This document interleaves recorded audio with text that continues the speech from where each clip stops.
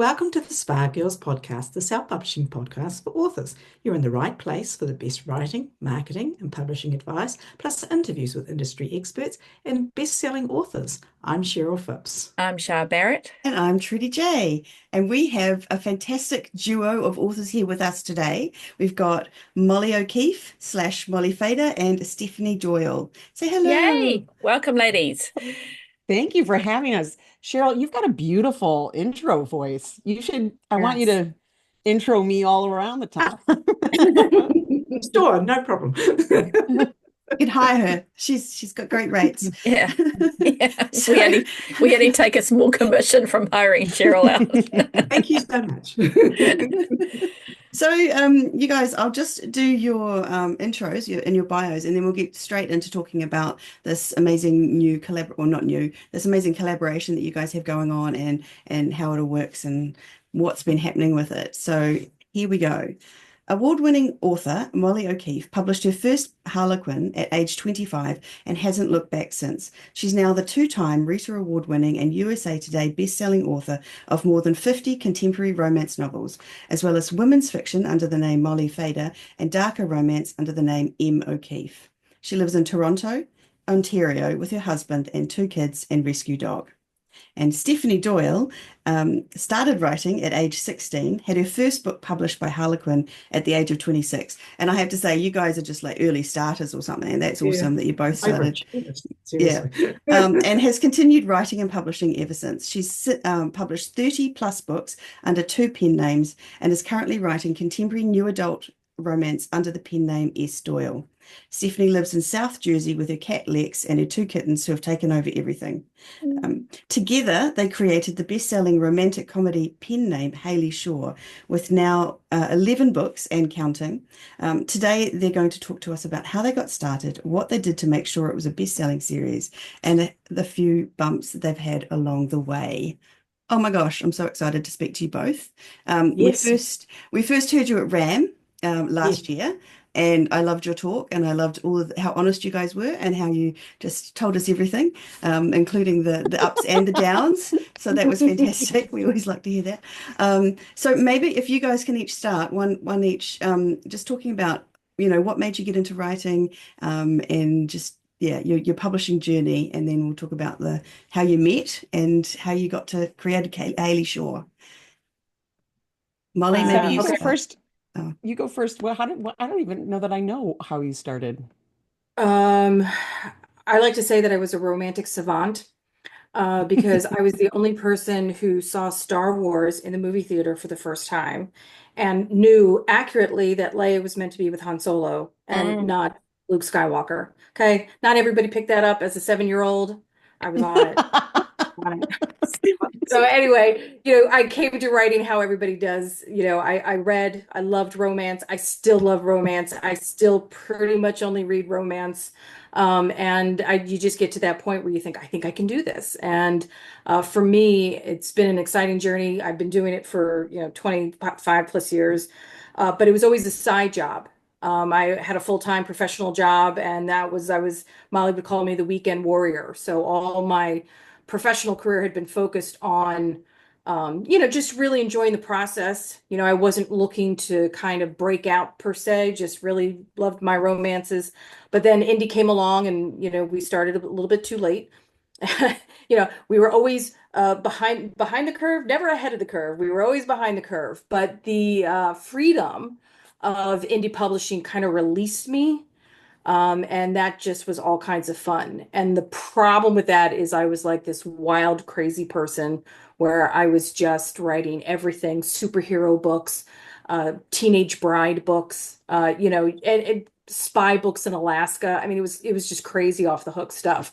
So when we started to get into RAM and really started to take it seriously, I could look back and see every single mistake I made, right?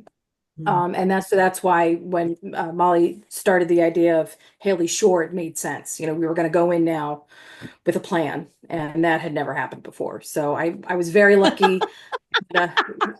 We had a plan. That's true. It hadn't happened before. It's so But true. I had a little unicorn book, a series called The Bride, And that kind of floated us financially to kind of take this, leap into it. It wasn't like a TikTok viral book, but it was just something that it's still to this day just kind of cooks along. So with that, we parlayed the S. Doyle experience into Hailey Shore. And I'm excited to announce, Molly knows, my last day at my professional job is Friday. And on Monday, May 5th, I will be a full-time author. And I'm so scared, but I'm really excited. Congratulations. That's That's Thank you. huge. awesome. I've Thank got you. chills. Ooh. Yeah, Congratulations. as Stephanie's been like a weekend warrior, what she can get done on the weekend is crazy. So I'm like I'm very excited and a little scared Yeah. like of like what is going to happen. But Yeah.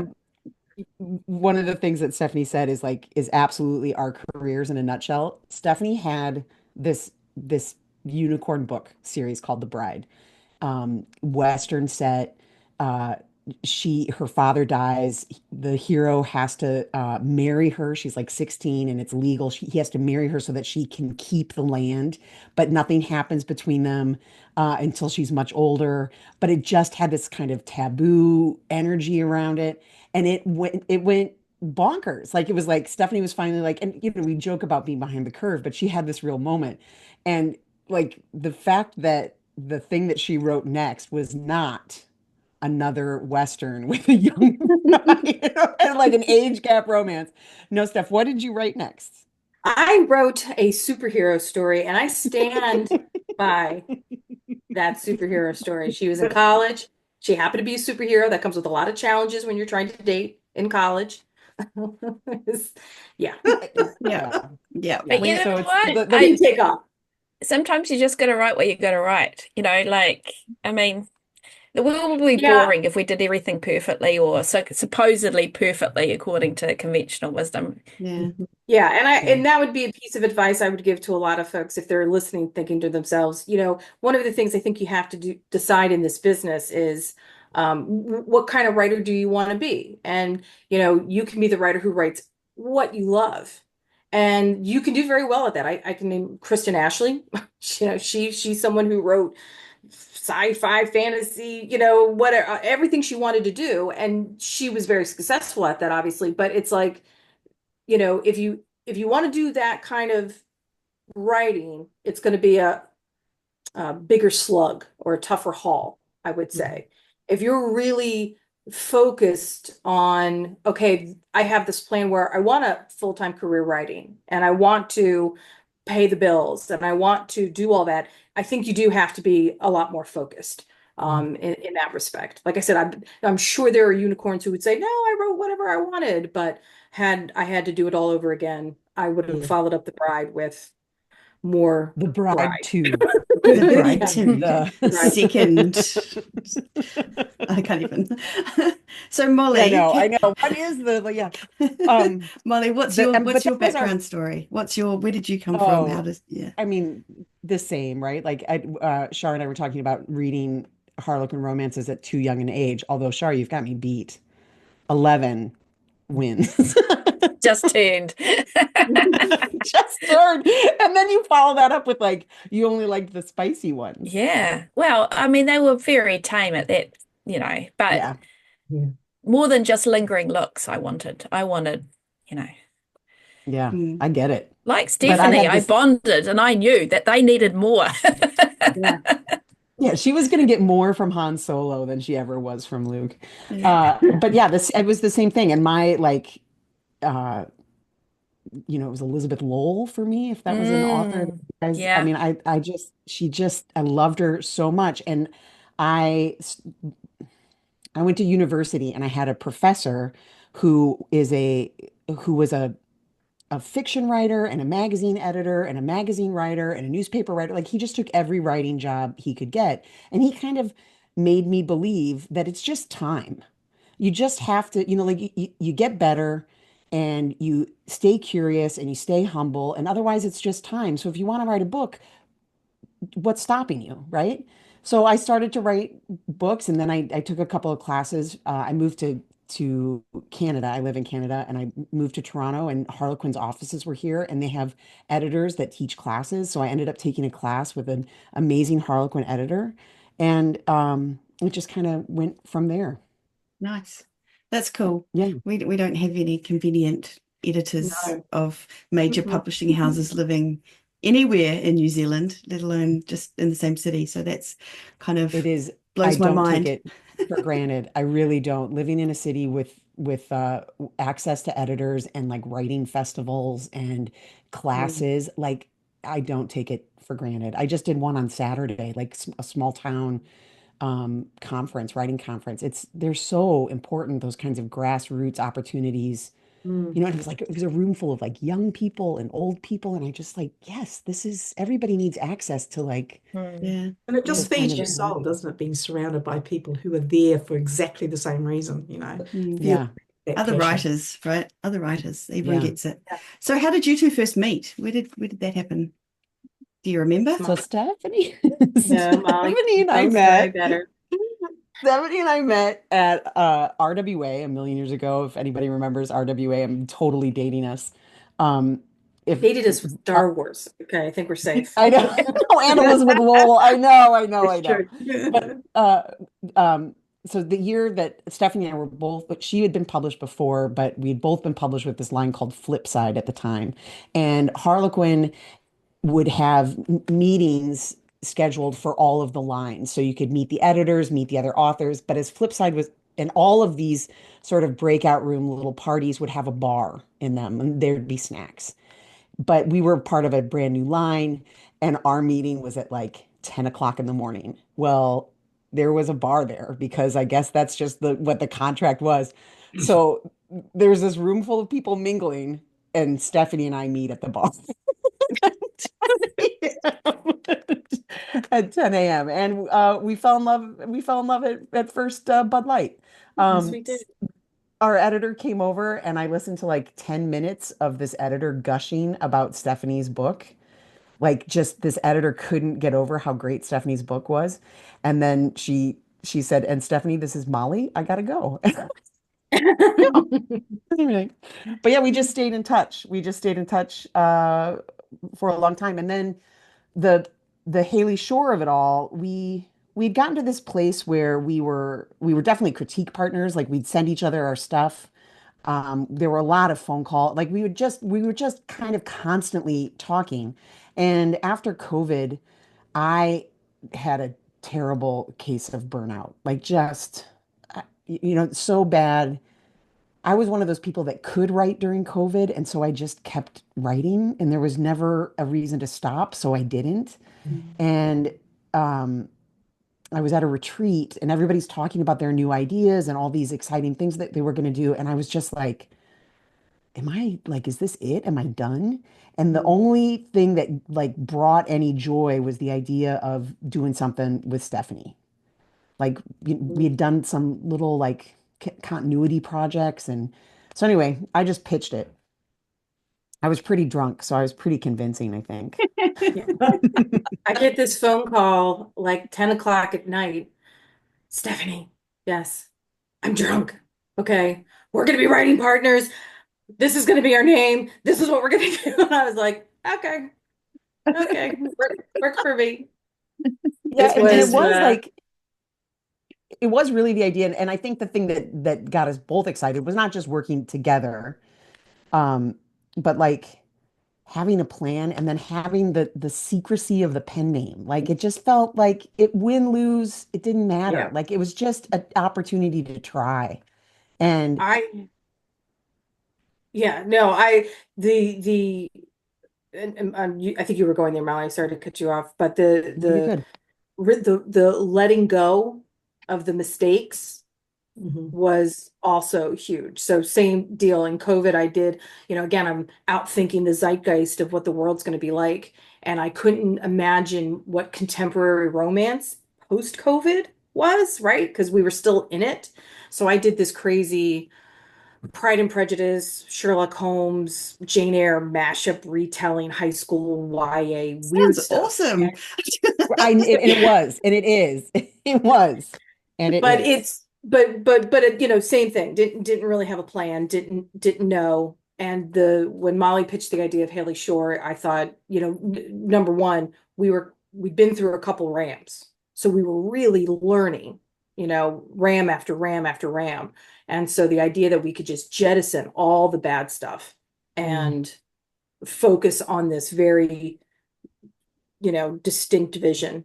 And Molly will know, because I am, like, when I say I am death over our font of our name, she'll be like, well, let's try this. And I'm like, no, it must be this font, and we'll come on, you're tied to the no. So we definitely went into it with a plan. So can you break that plan down a little bit for us? Like, what were some of the things?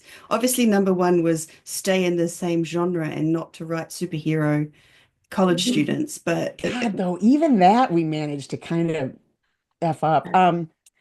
Well, I mean, I think we started with 2 books. We were going to do like romantic comedy style, and we were going to do a small town in Maine. And the first 2 books were going to be fairy tale retellings. Yeah. I don't know if we thought we would do all fairy tale retellings, because we quickly got off that, but we just knew like as a way to like make as much impact right off the bat, we thought this was the way to do it. And then we were gonna, like, the plan was like just exhaust this small town, just make it so we could go for 8 books, which we did.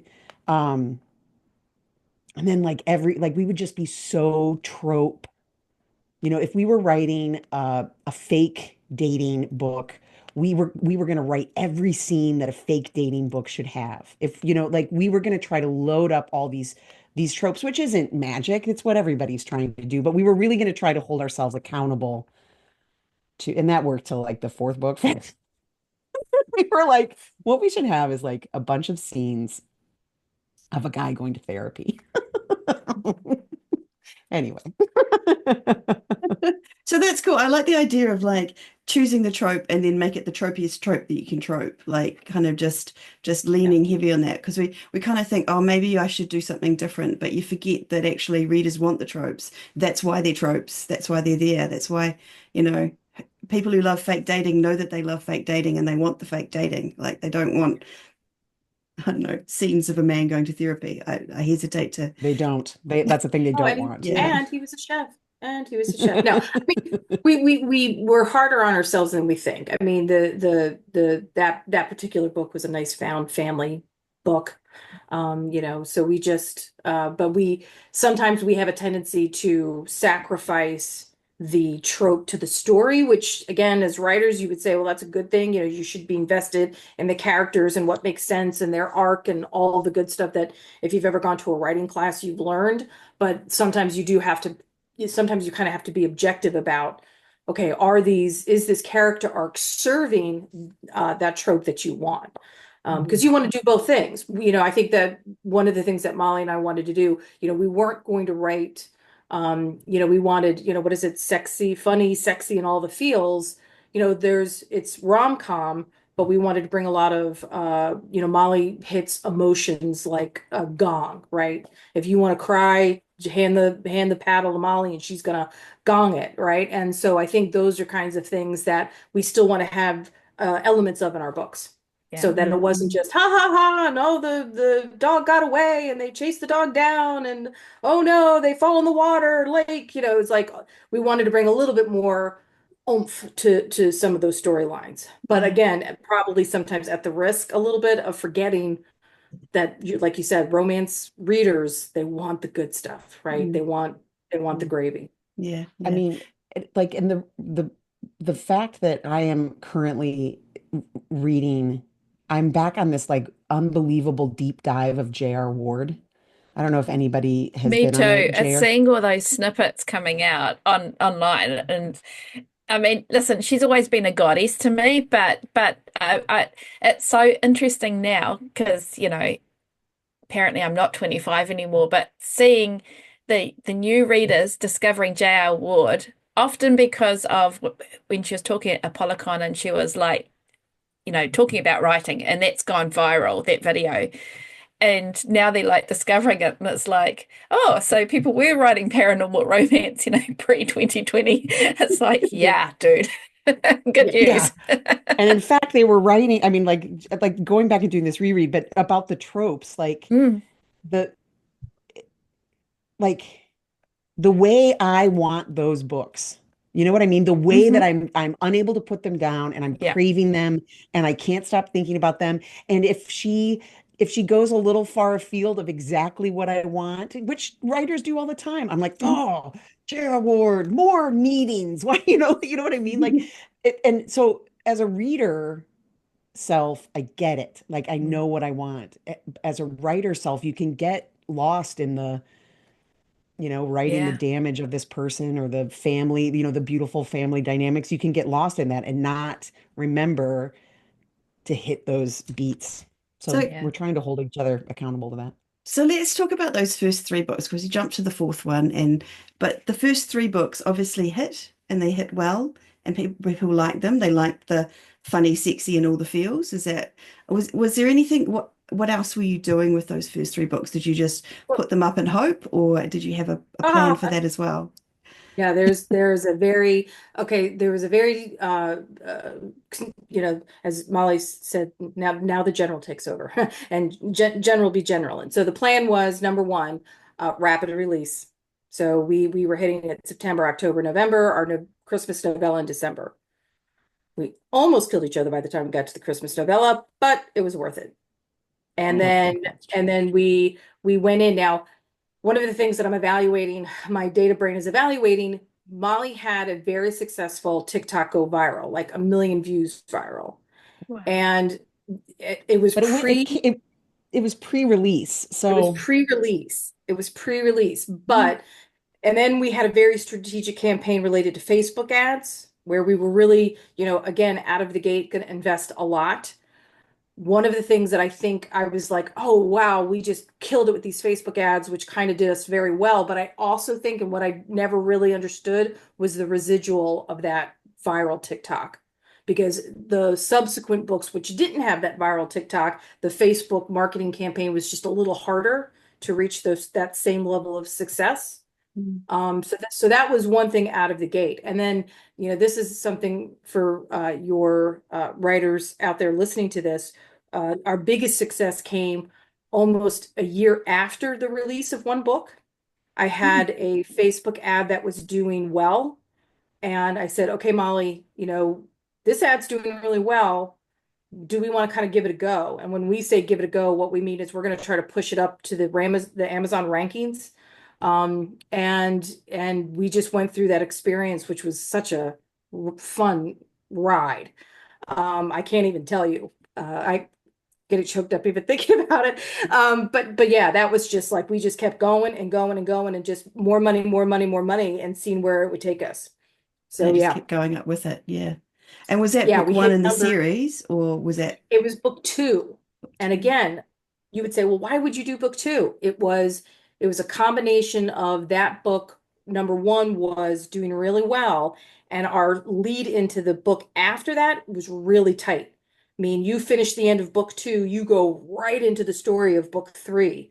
So I was like, we get the bump from book three, which is really the read through is just really, really great, and it's just going gangbusters.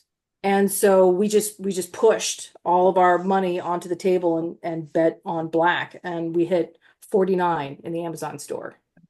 Awesome. Oh, That's yeah. fantastic. Fantastic. this Are you the guys second wide book. or are you Amazon exclusive? We're unlimited exclusive. Yeah. Again, another It was one choice. of the it was one of the things that we decided when we started just to sort of keep it simple. Mm. Um, Yeah. Neither one of us is great with those kinds of detail. Like we weren't interested in doing it. But I did want to say that the book that did well, it's not My Prince Charming. It's the Cinderella retelling. And Stephanie's got a really great um Facebook sort of equation for ads. But it was one of those stories that kind of starts when they're young. So you kind of read these as they grow up, and And we kind of thought that had it was an easy book to advertise. Like that's really kind of one of the secret sauces in this is like you can write a great book, but is it easy to advertise? And that's Yeah. what the tropes kind of help you do. Mm. And this is one of those books that was really easy to advertise, and it rolled into another book that was really easy to advertise. So that was really the secret of it all, I think. When you say the book was really tight, like the connection between book 2 and 3 was really tight, what was that? Like, what did you do to make that happen? How did you? Molly set up, so in that book there is the hero and the heroine, but there's a sister to the hero, and the whole time they're planning her wedding, and you kind of know that the fiance is not the greatest guy, and so the last chapter of the book, she's walking down the aisle, realizes that the fiance is a jerk and a cheat and all these other things, and books it out of the Nice. wedding. So we leave with this bride who's running away. And then obviously book 1 opens up where we have a bride in a wedding dress eating macaroni and cheese at this little dive place, and that's how tight it was. Like Yeah. you're running after her, and readers immediately wanted to pick up the next book and find out what happened to her. Perfect. And that's what you want as well, definitely. Yeah, because we're technically standalone, but you do still want those. Like each book in the series can be read independently, but when you can do those tie-ins, they're great. Yeah. It's Especially like the for J.R. read-through. Ward thing, right? Those J.R. Ward things. Even when you're like, oh, I didn't like this book, but I gotta know what happens to these people. So Yeah. you don't want to take away, but you also it's a Yeah. good time. Yeah, And exactly. since we're on the J.R. Ward kick, Shara, I will tell you, I saw that video go viral on TikTok. We were at an RWA where she was speaking, and I once made her cry. So that was Oh, fun. nice. How did you make her I cry? asked her this, You. I asked her this question, like, how do you deal with the success of it all? Like, it seemed like it was such a success, and she just got all choked up, and she was just like, I don't even know how this happened. Like she was right at the peak of her J.R. Ward-ness, where all the women are just kind of like bowing as she's walking through dark sunglasses, and and she got, remember that, Molly? I think you were there I in do. that workshop with me. Yeah, I Yeah, do. you could tell, like, it's just like, I don't know what happened. It just happened. Yeah, that's I awesome. love that she's still humble and realistic. Like, you know what I mean? Like it's very She's not like, because I'm amazing and yeah. Yeah. Right, that's just it. right. I'm better than all of you Yeah. and It's because she's a whatever. woman, truly. If she was a Yeah. guy, they'd be like, yeah, We'll all tell part her. of the plan. Yeah. How do I handle it? I was born to handle it. Yeah, Yeah. exactly. Poor men. But you I'm know, sorry. like when you look, not to make this conversation about J.R. Ward, but when you look back at her career too, like she was writing for Harlequin and she was writing contemporary romance, and then Exactly. I've got Jessica Bird vampires, books. Yeah. Yeah. Yeah. they came out of nowhere. I think for her as a writer. So, I mean, just a powerful example of like when the story won't leave you alone. I think also And it just shows to show that even like she's writing, I mean, I guess she's writing paranormal romance, but it's that training inside of romance and inside of the absolutely. inside Mills and Boone, Harlequin, Silhouette, all of Yeah. those, the training that you kind of received on how to put a good story together sets you up for widening and going forth and doing other stuff, I think. Yeah. And not to get on my Oh, yeah. soapbox, but people used to be so dismissive of, oh, these little stories, these whether it's the word count or just in their perception, but to get a cohesive romantic arc as well as a good story in 50,000 words or less is such a skill that it's just such an underestimated skill and still is these days, I'd say. But the training of that is huge. Yeah. Yeah. So you said As a something reader. before that was really interesting to me. It was that they were easy books to advertise. And that wasn't something that I ever understood until I tried to do advertising, Facebook ads and things on some of my books and went, how on earth am I supposed to advertise this ridiculous book? Which, so what do you do to make sure that it's an easy to advertise book? Like, is it just about having the good tropes or what did you do? What did you think through? Well, That's a I huge feel like Stephanie, you've got to take this because it Oh, really like Stephanie's Facebook advertising strategy has really tell them about how you do an ad. okay. So and it's changed a little bit, but it doesn't really change. It's the ability to marry whatever image and or video that you want to the story that you're telling, right? So I'm a real big believer that, and we do a lot of excerpts from the book in the ad, Big excerpts. big Like we do expert. 2,000 word. Not quite that, but like 1,500. Yeah. It's 1,000 to 1,500. But because, and the reason Molly and I are both really self-conscious about the covers, but we're really strong on the writing, right? Like we think this is a good book. We think if people read this, they're gonna get hooked. So we were kind of leading with what we felt was our strongest. And the key is, a lot of people will pick images that they think, oh, well, this image is nice or this image is pretty. I was very focused on picking images that matched the excerpt, right? So when you think about it in terms of advertising, and same thing with the videos, we're right now our Runaway Bride story, I'm starting to circle videos of them. And so what do I want? I need to have a video of a bride running away.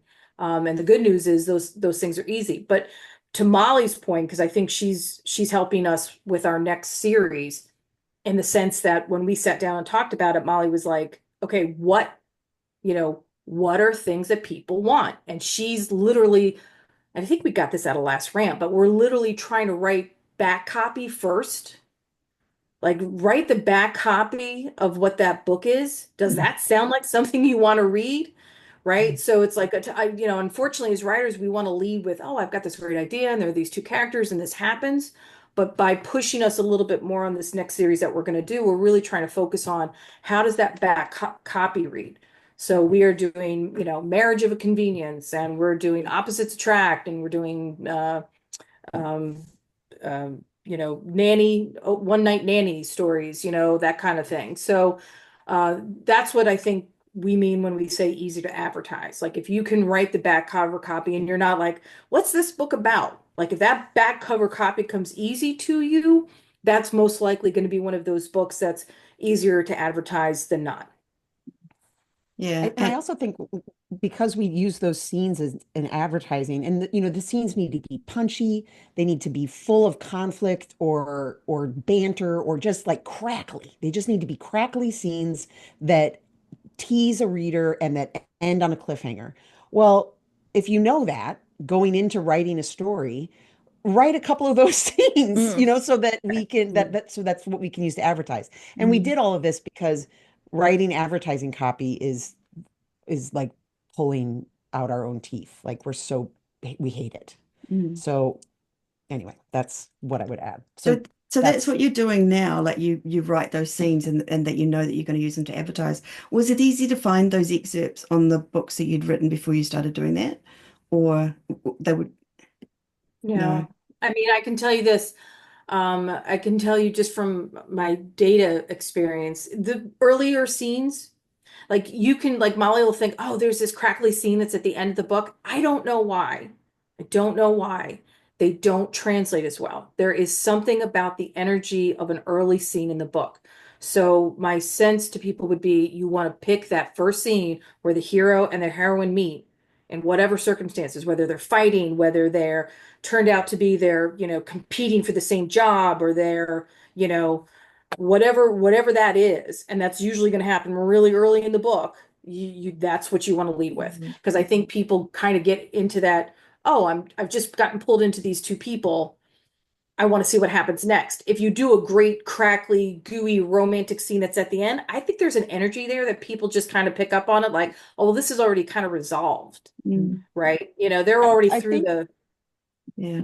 I think those scenes work well in TikTok videos, but not as well in Facebook ads. Like I think there's the TikTok viewer likes knowing the gooey that it, like they like that. They want the sweet gooey scenes, and Facebook readers want the tension.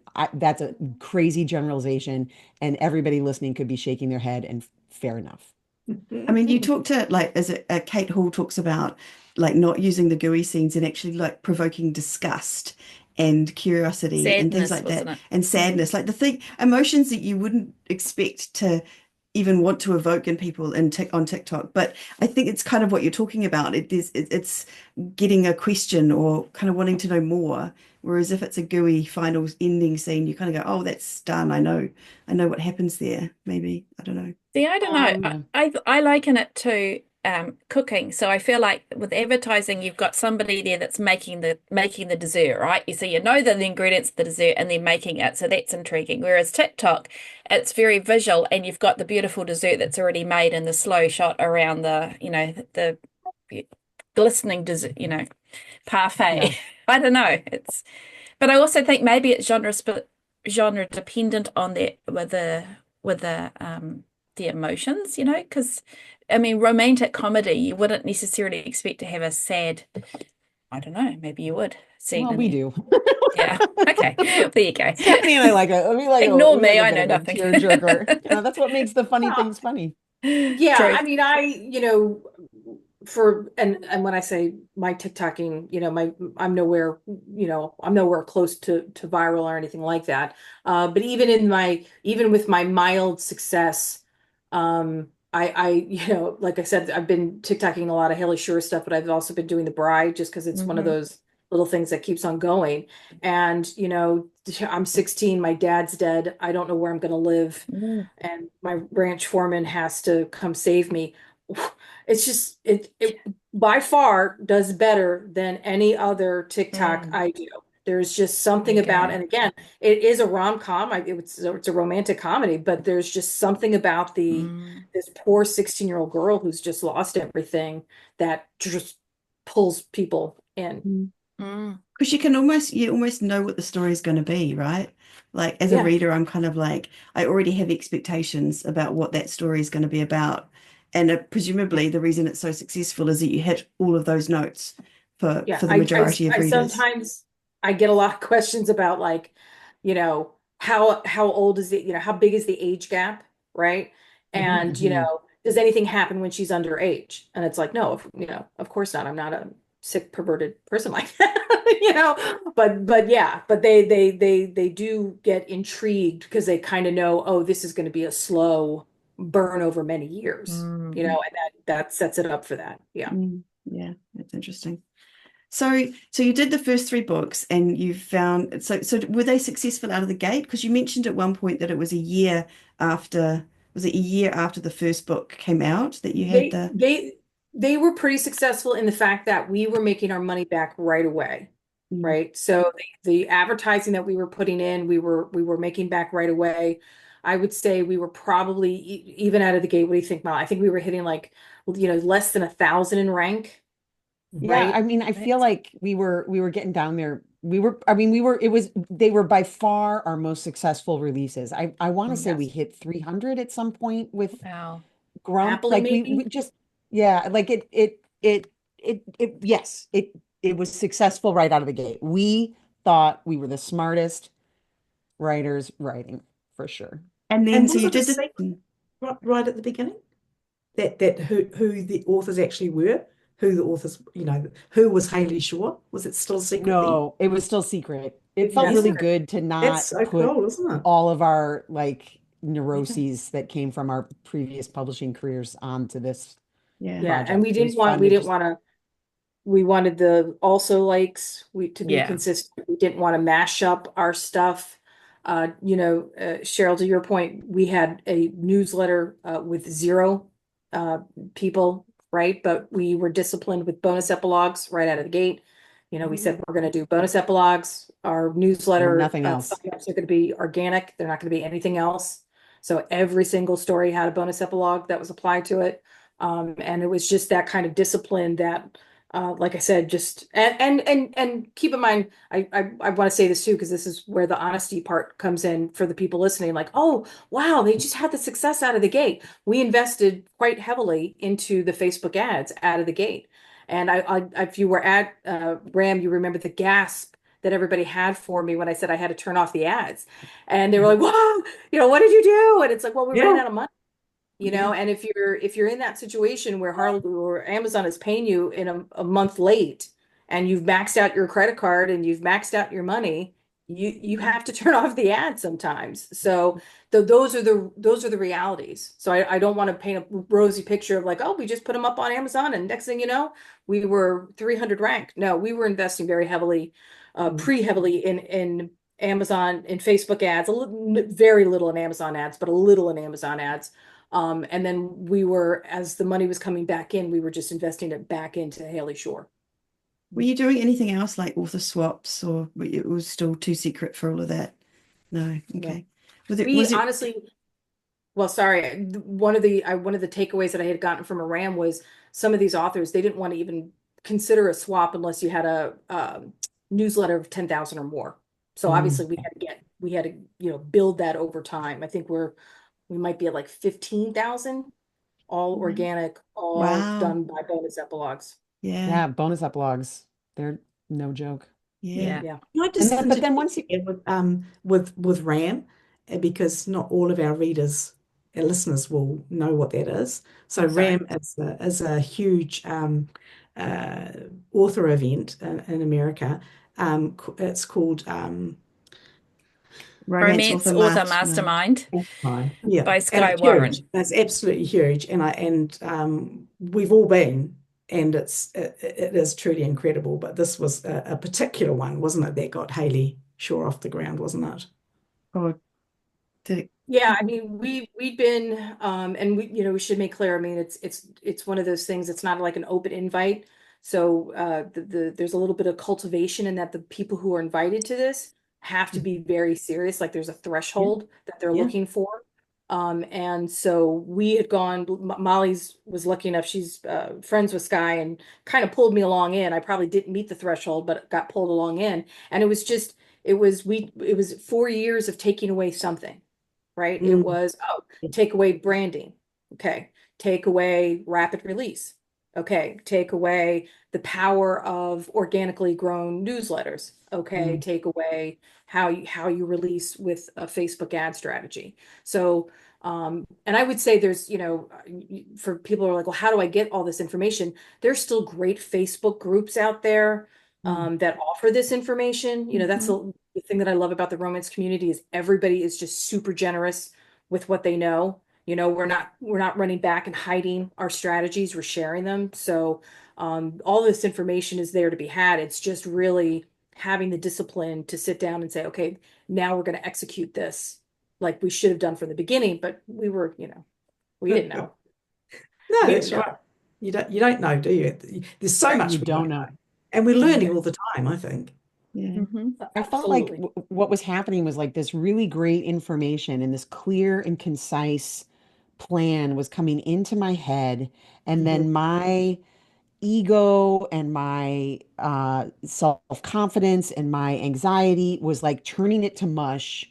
And so when I would turn to try to apply it to, M. O'Keefe or Molly O'Keefe, it would not be what I had heard, like I just couldn't, it just really got messed up somewhere in my head. And that's what the Hailey Shore, there was no baggage. There was no, like, we were starting at zero in every way. So, Yeah. and that was really freeing. And I wonder too, the fact that it was two of you working on this, you had to have it really clearly defined so you were both on the same page, I mean, you would figuratively and think literally.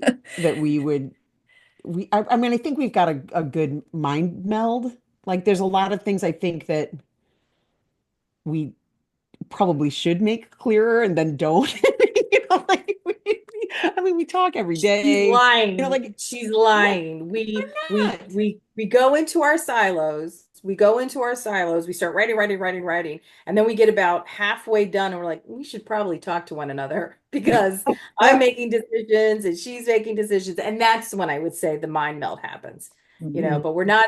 There are probably writing partners out there who like really plan out. And we just went through this. She wrote a book. She's at, what are you, 70,000 some words? I'm at 50,000 words. 75. And we just this week had the conversation where we're like, what does this town look like? But that's okay because it works because now we know, so just for folks listening, our process is we write books individually and then the other person edits that book. But when we say edit, we're not like giving feedback or critiquing. We're just literally going in and saying, I'm changing this. We're cutting this scene, we're adding this. I don't think you did this right, but we're going to add this, and you need more. Molly will say, I'm all dialogue, Molly's all emotion. So she adds color and life and breadth and beauty, and I just talk to I just want to talk. She makes it So funny. it's But we Sounds perfect.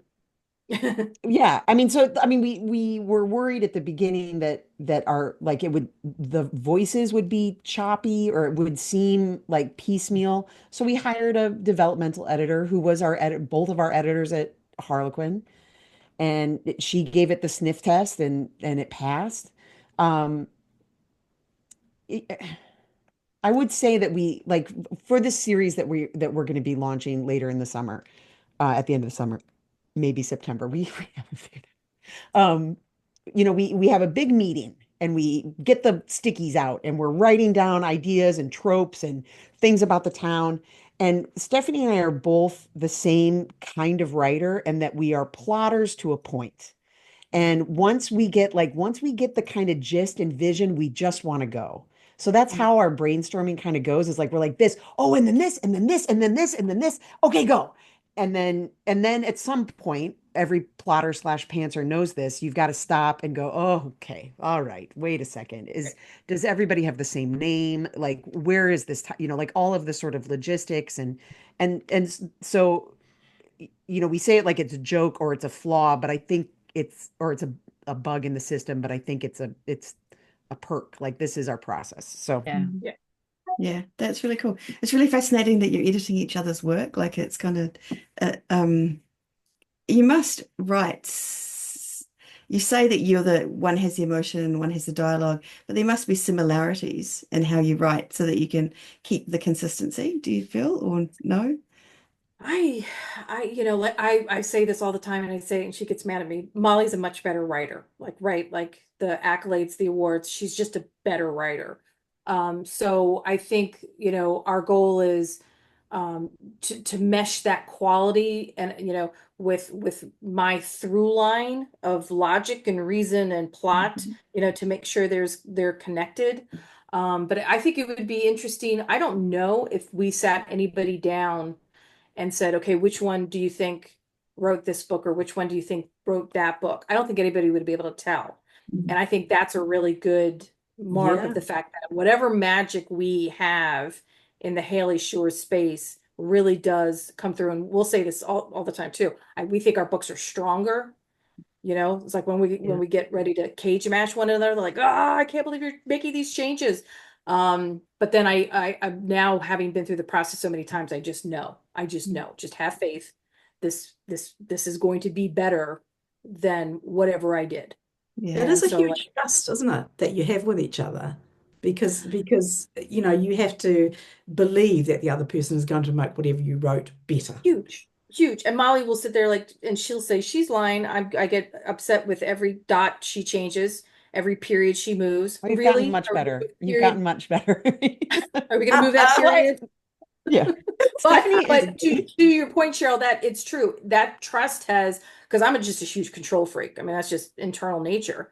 Who doesn't write a book? Who isn't? Because you get to control the world. It's the Yeah. most wonderful thing ever. Everything that happens in a book, I decide. So Mm. when Molly was starting to edit, it was hard for me to let go. But now, having gone through the process, it's much easier to say, trust the process. Just trust the process. Yeah. Yeah. Yeah. Well, it No. seems to be working. Yeah. Yeah. So okay, so we've got the first three books, they did well, put the money in. Fourth book, you went a bit cray and decided to go off in a different direction. Have I got that we right? did a we did a it wasn't. winter novella. So the fifth book Fifth like book, it's called Yeah, Can't Take the can't Heat. take the heat. which is And obviously still an amazing book, but you didn't follow your we previous. just put our foot off the gas in terms of tropes. Like we kind of just got caught up. We were like teasing the chef guy and um I mean it's a great book. It's a found family. Like it's kind of like we create the not to beat the J.R. Ward of it all, we create the John Matthews story, then pay that off later on in the book or later on in the series. Like it was a book where a lot of things were happening for the world. I just don't think we nailed the tropes. Right. We were seeding all of these characters and we were seeding all of these stories without really a sense of the purpose of why we were seeding the characters. So we've got a sister over here, we got a chef over here, we got a, mogul or lady who runs the dress shop over here, and we weren't intentionally saying to ourselves, okay, this character is going to do this character is going to do that. And I think we just got, and our conversation soon became, well, who do you want to write about? Oh, let's write about these guys. I want to do the chef. Right. And then it was like, oh, well, if we do the chef, then we'll do this couple. And then we did kind of build to a finale with that. But that's what Molly means when we kind of took our eye off the prize. The good news is that the Calico Cove read through is very good. It's very strong. So if you love the first 3 books, you're most likely going to read those next 3 books. Yeah. But it was very hard to pull new people into the series with those next books. Okay. Right. So is that the first book? So the 4th book was the first book in a spin-off series, is that right? Or is it still part of that original? No, we see keep up. You, Stephanie and I, heavy sign. Yeah. What No, was so that it was, so basically they broke down into trilogies. So the first trilogies were very connected, a novella, then the next, what we considered a trilogy. So it was Can't Take the Heat, Flirting, and Never, right? Yeah, Never Forever. Those books were very connected. Then we decided hockey. And we pulled off and we were like, we got to get on this hockey kick, and let's see if we can kind of set a hockey book in the middle of this world. And then we kind of said, look, okay, what do we want to do? And Molly has opinions about, and I don't know how readers feel, but sometimes if you go too long in a world, it just gets a little stale. By the time you get to that 7th, 8th, 9th, 10th book. So we kind of wanted to shake things up a little bit with just next generation, basically. Again, bring in some hockey elements, bring in a next generation story. I wanted to write, the book of my heart, which was the culmination of this very long-term relationship.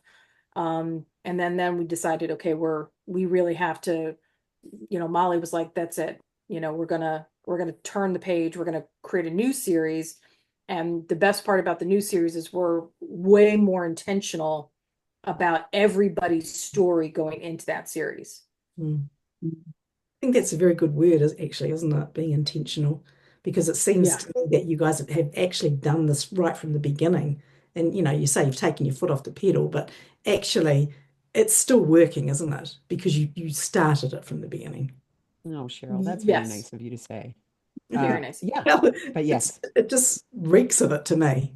it's like I feel like as writers, and then writers who are then trying to like market their book, the roller coaster ride of I'm a success, I'm a failure, I'm a success, I'm a failure gets so short. It's just like mountain peak after mountain peak where you can kind of like you used to be able to like coast on a good writing day for a few days, but now you have a good writing day and the next writing day it feels like you've only ever had bad writing days. Like it just feels like that roller coaster just gets so condensed. So like it's looking at like this is a great conversation for us, Steph, because I feel like it's very easy to go, oh man, when we took our foot off the pedal for those last 4 books, that Stephanie, the way that you summed that up was perfect. And it felt like it wasn't intentional. Like we just really fell off. Well, no, we didn't. We still got a lot of readers. That's when we had the great success with Not My Prince Charming. Like it was still a success, but it just the writer, not mindset, but the mind fuck maybe of it all is like it can really wreak havoc on your So true. confidence and your sort of And we're so hard on ourselves, I right? think And that's the key. We are incredibly hard. Because we spend so much time in our own heads. Yes. Yeah, is that a woman or a writer thing? I think it's a writer thing. I'm not sure which. Female writer thing. Yeah, female writer thing. Yeah. And you have, you have like a not great day writing. And so you sit down at night and start scrolling on your phone and you're watching 20 other people who've had incredible success, or they hit the zeitgeist, or they went viral, or they had an incredible writing day, or someone's writing 10,000 words a day. Like there's so many ways to compare yourself Yes. that, Yeah. yeah, that it's just so negative and bad. And yeah, it is. So I have a Eyes question. At on. what point did you out yourselves as Hailey Shore? I think somebody had asked, right? Somebody asked us to do another Oh, podcast. yeah. Yeah, and it was kind of like, okay, and it was, and when I say out ourselves, Molly's had success, obviously with the Ritas, but from our perspective, I didn't really feel like I was outing myself. Like I said, I had some success with this one series, but if you asked your romance fan out there in the universe, have you ever read S. Doyle? I'm 99% sure that answer is going to come back as a no, So but it was just a question of, okay, we're secure in the fact that, we branded Hailey Shore sufficiently that I'm not worried about any of the noise getting in. And so, and it's interesting because, like I said, as I'm transitioning now to a full-time writer, I've got to go back and look at S. Doyle all over again, which is going to be so painful. But same thing. Or It's just a question amazing, of, Steph, or amazing. Yeah. Like I or think amazing. chances are you're going to read that stuff and you're going to be like, "Oh my God, it's not bad." Yeah. And I know how to advertise it now. Like I know what I can do. Mm. Yeah, I think that's what's going to yeah. happen for. So are you guys Well, still writing in your other pen names? I Like you was mentioned just S. going to say Doyle that or too. Molly O'Keefe. Are you still, or is it all Hailey Shore? it's all for me. It's been Hailey Shore. Molly has a very successful career in women's. We're gonna watch this explosion of her success in this women's fiction book that she's got coming out. So I have not done anything under S. Doyle, but I'm gonna try to pick that back up again, or maybe try a new pen name, because that's and I would say that to readers, or sorry, writers out there listening who feel stuck. You know, new pen names sound daunting. And I think, like, Molly and are here to tell you, September 2022, September 2022, zero. Not a single, not a single follower, not a single fan, not a single newsletter subscriber, not a single anything. And you can start from scratch, have a little money saved up to do that investment push, and if you don't have the money, then your focus is on social media, TikTok, Instagram, all the rest of your avenues. But it's very doable. It's very doable. People say, this has been something, and I'm sure you guys have been in romance a long time. Oh boy, back when they had it, oh boy, back when, The gold they first rush. started indie, and oh, if only I'd gotten in 2012, if only and it's, oh, well, if only I'd started doing TikTok when TikTok could still go viral. And if only that's been a common theme in the 30 years that I've been in the romance industry. Yeah, If amen only to that. It's always right? been that way. Yeah. Right. Yeah. And anybody who's had success will tell you it's just not true. If you work hard, if you work hard and you're focused and you have a plan, you can do it too. Mhm. Yeah, It's that's brilliant. very encouraging. And I hope Yes. everybody out there, I can just hear the listeners cheering on that one, because it's words that we will need to hear, Yeah, honestly. 100%. And those are actually good because we're actually running towards the end of the interview now. And I mean, that was an amazing place to end it, but I'm just going to keep going because that's what I do. But is there any last or any other pieces of advice that you would give people? Like maybe Molly, have you got something that you want to add to what Stephanie just said for our listeners, just to get them going, let them, I don't know, do what Yeah, you've I mean, done. it, the only thing, like, I have this sticker on my laptop, and I I have the sticker on my laptop from an old RAM, and my fear as a person who's had two gigantic bouts, almost career-ending bouts of burnout, is the like the hustle mode, the toxicity of hustle mode, right? Like working even when you can't and you shouldn't be working. I'm a person who believes in taking breaks. I'm a person who's terrified of burnout. Like Stephanie's about to embark on this new thing, and I'm just like, where's the driver instructor brake on her car that I can pull when she. But Yeah. the sticker on my laptop is none of this works if you don't work. So if you are a person who is waiting for the moment to come, it's never going to come unless you do it. Um, so I mean, and all of us can. All of us can. There's not a single one of us who can't do it. It's like Stephanie said, a plan, curiosity, analytics, consistency. It's hard, but it's not impossible for sure. Not impossible. Yeah, that's brilliant. Thank you so much. So if people wanted to check out any of your stuff, I don't know whether we send them to Hailey Shore or Yes. to your, Haley Hailey Shore. Shore, You correctly HaileyShore.com. mocked me. I don't even have the S-Doyle website up anymore. So it's Hailey Shore, Hailey Shore, Hailey Shore. Yeah.